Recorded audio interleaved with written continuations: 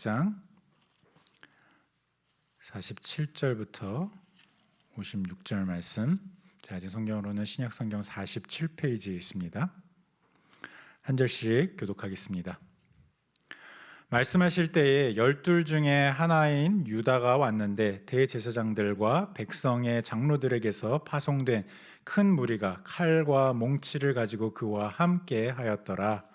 술을 파는 자가 그들에게 군호를 짜 이르되 내가 입 맞추는 자가 그이니 그를 잡으라 한지라. 곧 예수께 나와 랍비여 안녕하시옵니까 하고 입을 맞추니 예수께서 이르시되 친구여 내가 무엇을 하려고 왔는지 행하라 하신대 이에 그들이 나와 예수께 손을 대어 잡는지라.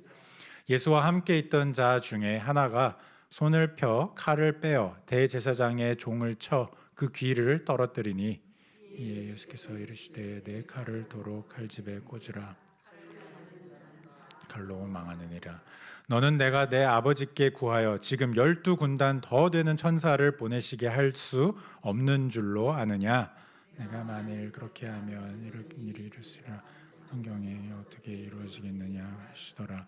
그때에 예수께서 무리에게 말씀하시되 너희가 강도를 잡는 것 같이 칼과 몽치를 가지고 나를 잡으러 나왔느냐. 내가 날마다 성전에 앉아 가르쳤으되 너희가 나를 잡지 아니하였도다. 그러나 이렇게 된 것은 다 선지자들의 글을 이루려 함이니라 하시더라. 이에 제자들이 다 예수를 버리고 도망하니라. 아멘. 김지율 전도사님 나와서 말씀 전해주시겠습니다.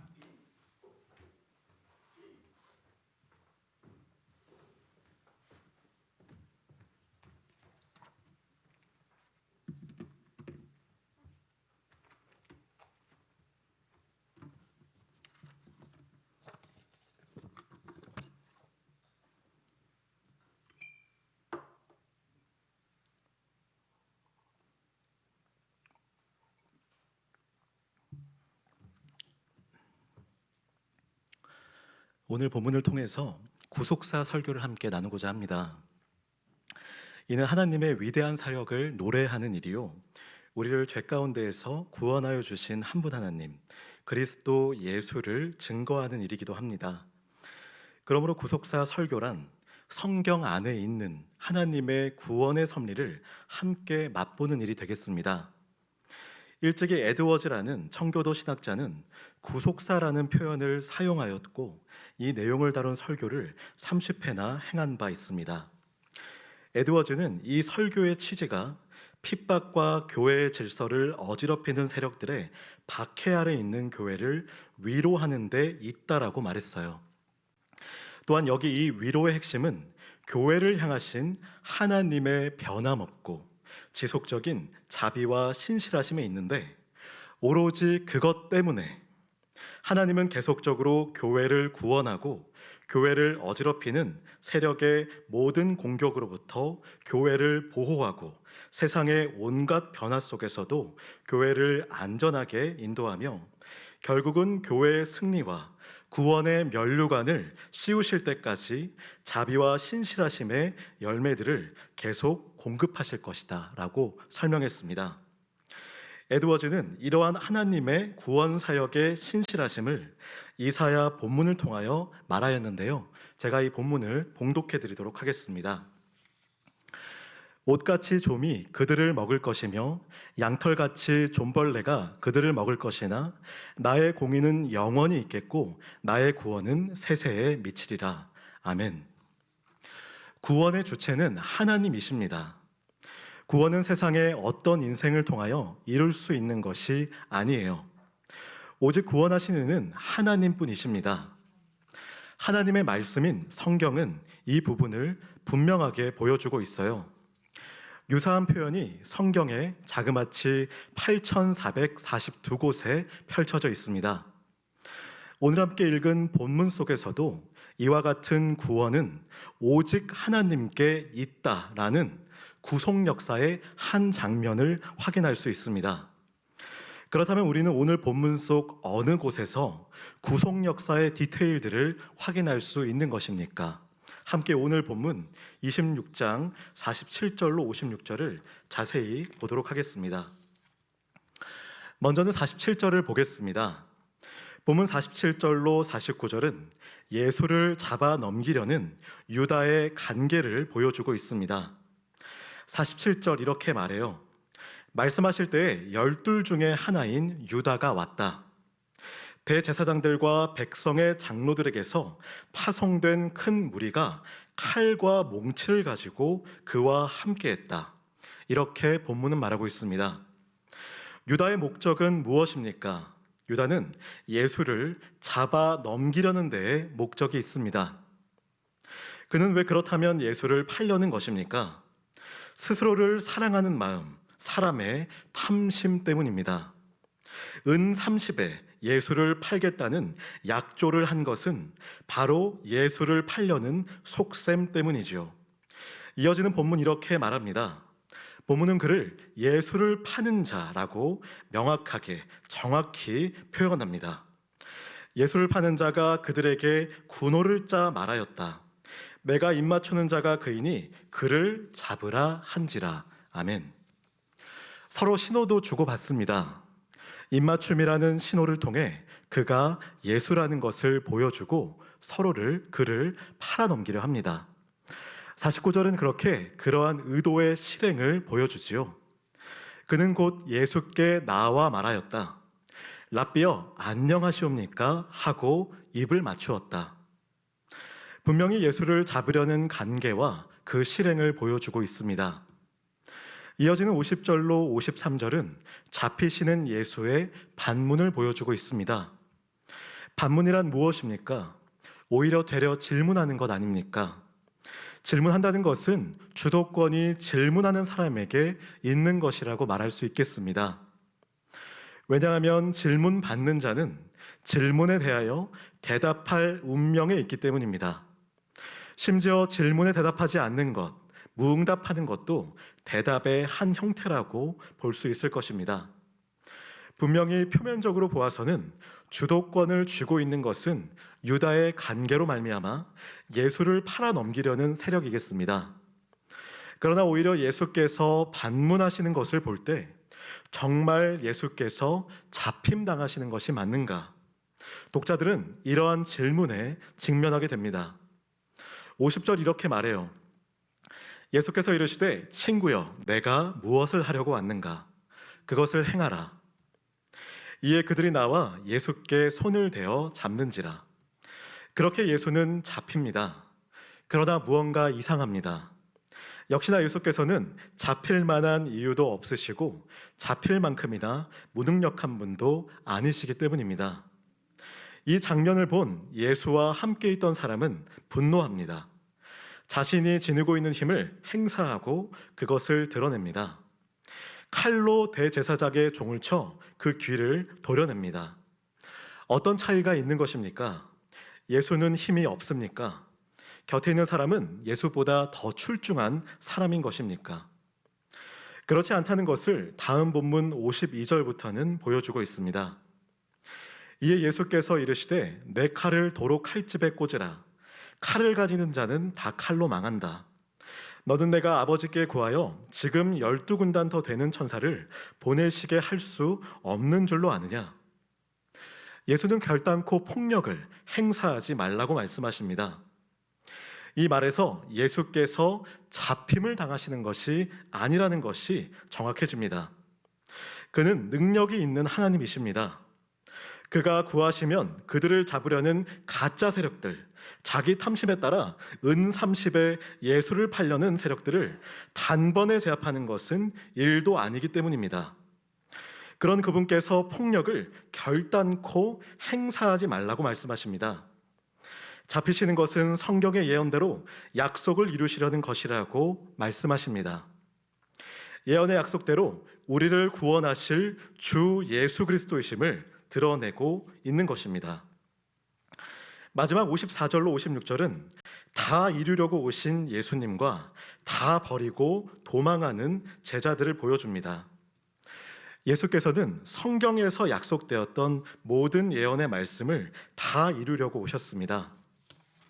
그러므로 그가 잡히시는 것은 어쩔 수 없이 무력에 의하여 제압당해서 잡히시는 것이 아니겠습니다. 그가 잡히시는 것은 그렇게 잡히시는 것이 아버지의 말씀을 따르는 것이기 때문입니다. 54절의 내용은 이를 잘 보여주지요. 그렇게 하면 이런 일이 있으리라 한 성경이 어떻게 이루어지겠느냐 하시더라. 이어지는 55절과 56절도 이 부분을 보여주는 데 있어서 차이가 있지 않습니다. 성전에서 날마다 가르쳤던 예수님, 그러나 예수를 파는 세력들은 그를 잡지 않았습니다. 그러나 이제 와서 그를 강도와 같이 여기고 잡으려 합니다. 그때와 지금이나 예수님의 능력은 차이가 없습니다. 그러나 왜 지금은 잡히려 하시는 것인가? 왜냐하면 그것이 아버지의 말씀을 따르는 것이기 때문입니다. 56절 이렇게 말합니다. 그러나 이렇게 된 것은 다 선지자들의 글을 이루려 함이다. 다 이루려 함이다. 예수께서는 이렇게 분명하게 정확하게 말씀하세요. 그러나 제자들은 다릅니다. 다 이루려 하는 예수 앞에서 다 그를 버리고 도망갑니다.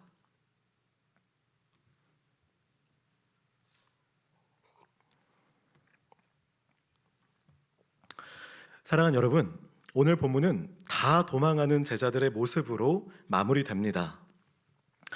다 버리고 도망하였느니라 본문은 그렇게 말하고 있습니다. 그들은 왜 도망한 것입니까? 신자는 그 모습을 볼 때 무엇을 발견하게 됩니까? 저는 오늘 구속의 문제를 다루겠다라고 말씀드렸습니다. 오늘 본문 속 이와 같은 구속의 문제는 어떻게 연결되어지고 있습니까? 구속, 구원하는 일, 그것은 하나님께서 하실 수 있는 일입니다. 다른 어떤 존재도 이러한 일을 감당할 수 없습니다. 한 사람을 위해서 목숨을 바칠 수 있듯이 있는 일들이 세상에 벌어질 수 있습니다. 불 속에서 몸을 바쳐 자신의 자녀를 구한 한 부모의 위대한 사랑과 같은 일과 같은 것이 말입니다. 그러나 목숨을 바치는 일이 진정으로 어떤 마음에서였는가는 생각할 필요가 있겠습니다. 또한 성경에서와 같이 온 인류를 위하여 목숨을 바치는 일은 사람은 도무지 불가능합니다. 오늘 본문은 중보자 그리스도 예수의 십자가 죽음의 첫 관문, 그의 잡히심을 보여주고 있습니다. 이러한 잡히심은 중보자 그리스도 외에는 어떤 존재도 감당할 수 없는 것입니다. 한치의 망설임도 없는 행동입니다. 잡힘 당하는 것이 아니라 잡혀서 예언을 다 이루시기 위하여 그 자리에 계신 것입니다. 우리가 저 자리에 선다면 어떠했을까요? 우리는 세 가지를 모두 했을 것입니다. 예수를 팔아 죽게 만들거나, 분노하여 예수를 잡아가는 나쁜 인간에게 복수하거나 도망가는 것입니다. 사실 성경의 수많은 이야기들은 우리의 차마 보이고 싶지 않은 이러한 어두운 속살들을 보여준다라고 말할 수 있겠습니다. 성경이 전방위적으로 구속 역사를 드러낸다라는 것은 어쩌면 사람의 악함과 죄된 행실을 얼마나 성경이 여실없이 보여주는 것과 비례한다고 말할 수 있을 테니까요. 그럼에도 신실하게 구해주신다라는 것 아니겠습니까? 오늘 본문은 정확하게 그렇게 말씀합니다.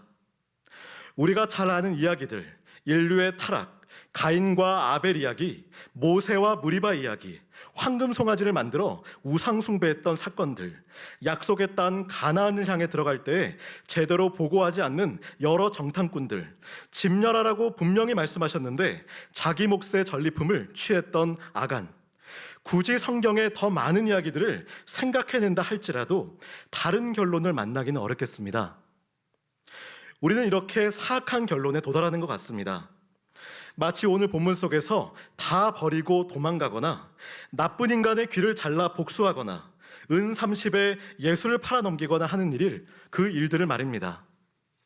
그러나 구원하시는 우리 구주 예수 그리스도께서는 다 버리고 도망가시지도 다 죽여 진멸하시지도 않으십니다. 그는 묵묵히 그 길을 걸어가실 뿐입니다. 다 이루려고 그렇게 나아가실 뿐입니다. 이는 세상에 어떠한 존재도 감당할 수 없는 것입니다. 우리의 유일한 중보자이신 우리 구주 예수 그리스도께서 친히 십자가에 못 박히시어 우리를 죄 가운데에서 구원하여 주실 유일한 분이시기 때문입니다. 그러므로 이것은 예수를 닮아야지 하는 그런 차원의 문제가 아닙니다. 세상 사람들은 예수를 단지 역사적으로 위대한 성인으로서 그의 인품, 성품을 닮아가기를 힘써야 한다라고 말할 뿐입니다. 그러나 성경은 우리 구주 예수 그리스도의 일이 분명하게 구속 사역이라고 말씀하고 있습니다. 이는 그냥 살림살이가 나아지도록, 사태나 경과가 나아지도록, 그렇게 좋아지도록 해주는 그러한 1차원적인 문제가 아니라는 것입니다. 단지 대단한 노력을 해서 좀 더 사태가 나아지게 만든 그런 차원의 것이 아닌 것이에요.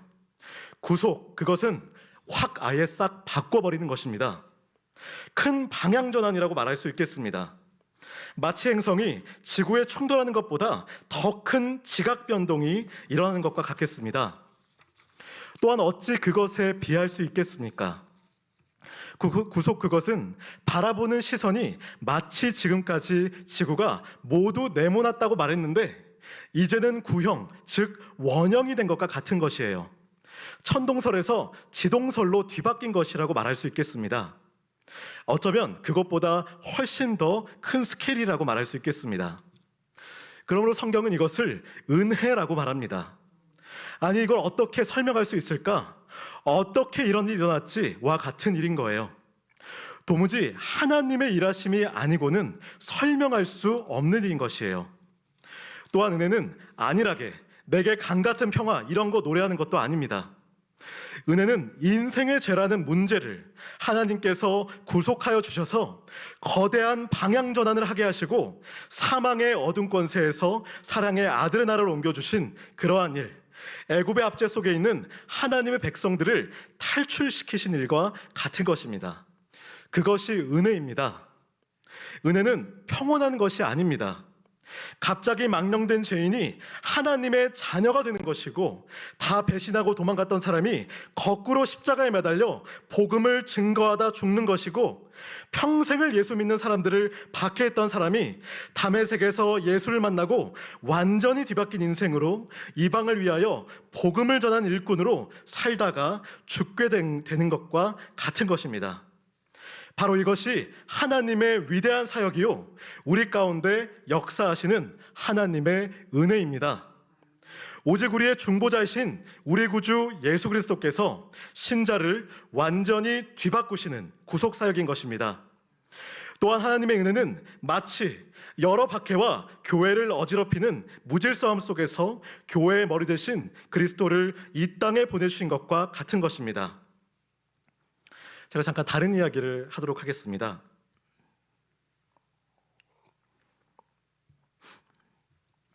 이러한 일은 놀랍게도 16세기 종교개혁 당시에도 일어났던 일들입니다. 오직 믿음, 오직 은혜, 오직 성경, 오직 그리스도, 오직 하나님께 영광을 외쳤던 종교개혁의 때에도 이러한 일들이 일어났다는 것은 참으로 놀라운 일입니다. 참혹한 박해의 참상은 말로 다 형언할 수 없는 너무도 슬픈 광경이었습니다.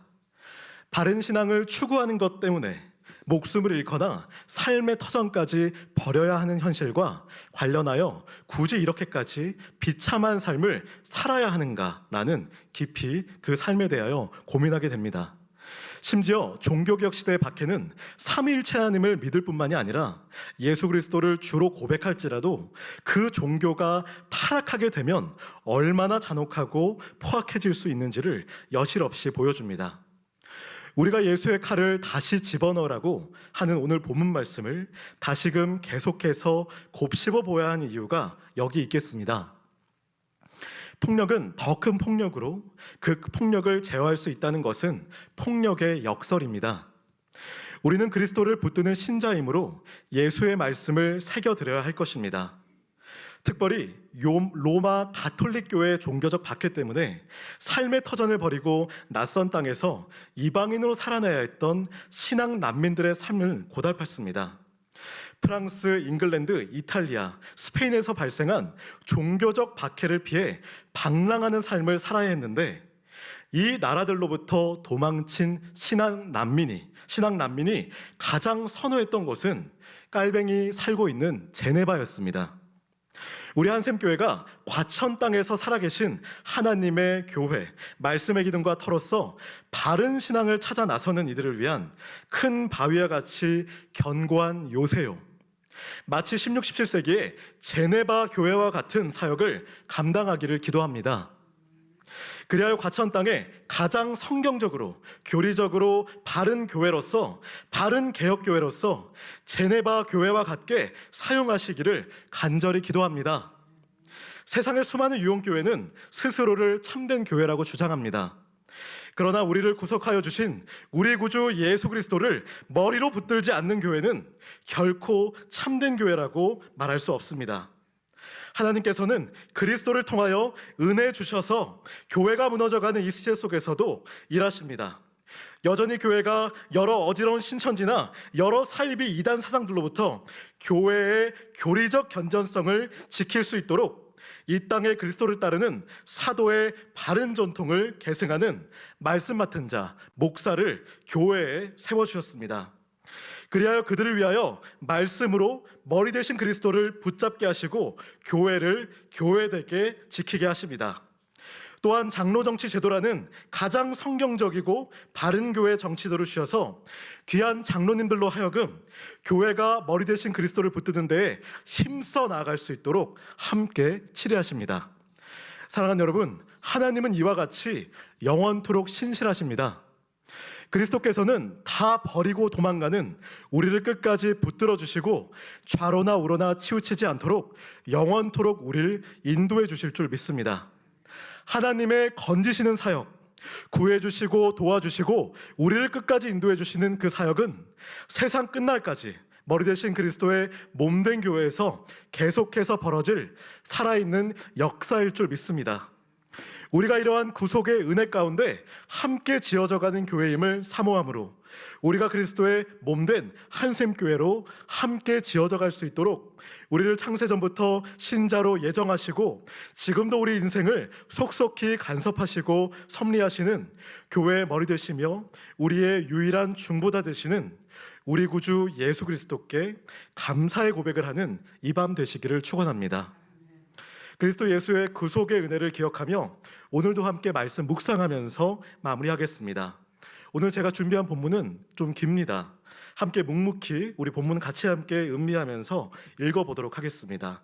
스가랴 13장 7절로 9절 말씀입니다.